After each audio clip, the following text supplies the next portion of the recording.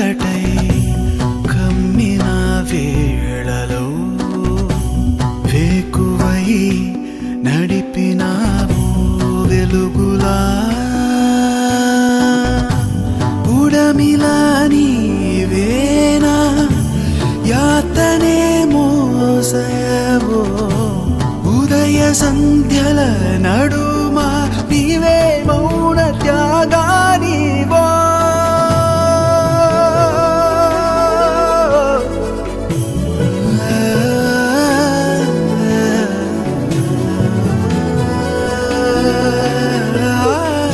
నేనే తప్పు చేయలేదు స్వామి. తారక్ సార్ తాగుడు మానేయాలని ఆయనకి నాటు మందించాను. కానీ ఇలా జరుగుతుందని తెలుసుంటే నేను అసలు ఆ నాటు మందు ఇచ్చేదాన్నే కాదు. స్వామి, మా కుటుంబాన్ని ఆదుకున్న ఆపద్ బాంధవుడు మహేంద్రవర్మ గారు. అలాంటి ఆయన ఇంటి ఆశాజ్యోతి ఆరిపోకుండా చూడు స్వామి. తారక్ సార్ని ఎలా అయినా బతికించు. ఇప్పటి వరకు నేను భరించలేనన్ని బాధల్ని నాకు బహుమానంగా ఇచ్చావు. కష్టాల కడలిలో కొట్టుకుపోయేలా చేసావు. అయినా అన్నిటినీ తట్టుకుని నిలబడ్డాను. కానీ ఈరోజు ఒక నిండు ప్రాణం నా వల్ల ప్రమాదంలో పడిందని అందరూ అంటుంటే తట్టుకోలేకపోతున్నాను స్వామి. కాపాడు స్వామి, కాపాడు.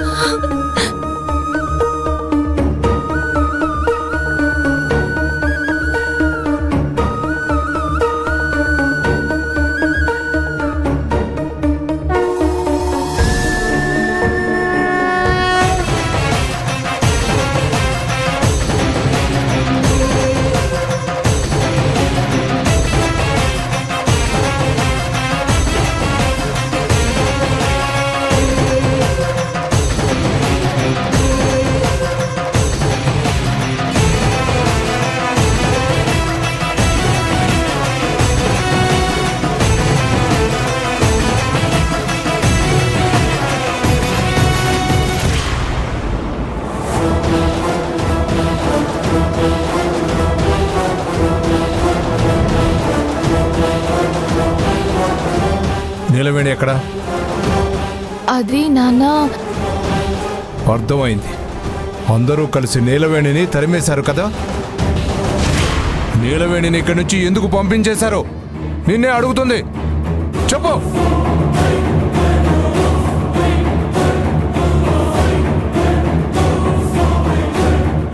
చెప్పు. ఏది మంచి, ఏది చెడు, ఏది తప్పు, ఏది ఒప్పు అని తెలుసుకోకుండా ఒక మనిషి మీద నిర్దాక్షిణ్యంగా ఎలా నిందలు వేస్తారు?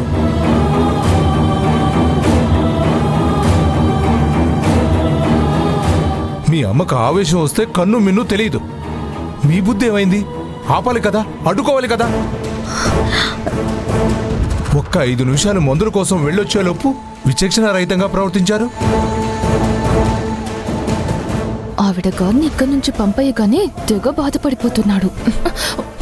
ఎవరేమన్నా నోరు మీద పడ్డా ఏం జరుగుతుందో చూస్తూ ఉండవు. అదే మనకు సేఫ్. నా కొడుకు ఎక్కడుంటే అక్కడ సంతోషంగా సందడిగా ఉంటుంది.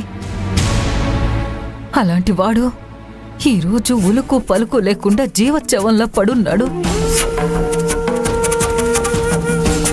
నా కొడుకును అలా చేసిన వాళ్ళు ఉంటే ఎంత, పోతే ఎంత. పోనీ, నాశనమైపోని. రే తారక్, ఈ నిశ్శబ్దాన్ని బద్దలు కొట్టుకుని బతికి రారా. ప్రాణాలతో రారా, ప్లీజ్ రా.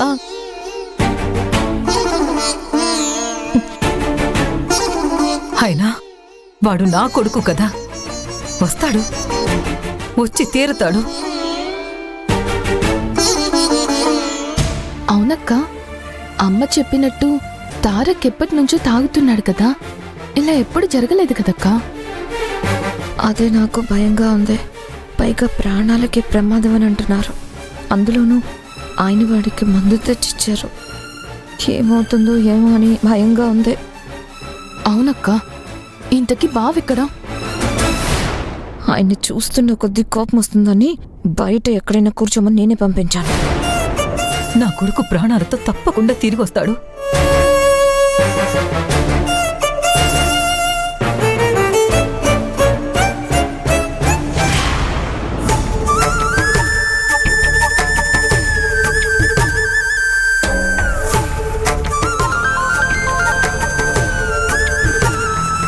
హలో సార్, ఎక్కడున్నావమ్మా? ఒక సీమంతం ఫంక్షన్కి భోజనాలు కావాలని అడిగారు. వాళ్ళతో మాట్లాడడానికి వెళ్తున్నాను సార్. నేను చెప్పేది కాస్త జాగ్రత్తగా టెన్షన్ పడకుండా విను. తారక్కి హెల్త్ ప్రాబ్లం అయ్యి హాస్పిటల్లో జాయిన్ చేశాం. చెప్పాలంటే సిచ్యువేషన్ సీరియస్గానే ఉంది.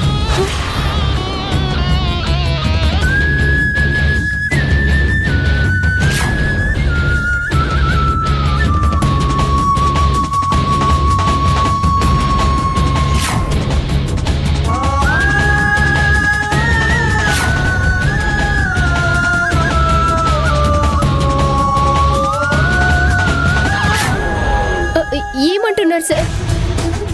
నేను ఇప్పుడే అక్కడికి వస్తాను సార్. నువ్వు తర్వాత వద్దులే.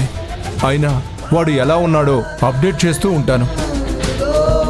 అసలే కాదంబరి నీలవేణిని తిట్టి ఇక్కడి నుంచి వెళ్ళగొట్టింది. నువ్వే నీలవేణిని వెతికి పట్టుకోవాలి. నీలవేణి ఎక్కడుంటుందో నాకు తెలుసు సార్. తెలుసా? అవును సార్, నేను నీలవేణి రెగ్యులర్గా గుడికి వెళ్తుంటాం. నీలవేణి ఖచ్చితంగా అక్కడే ఉంటుంది. అయితే నువ్వు నీలవేణితో మాట్లాడి తీసుకొని రమ్మా. అలాగే సార్.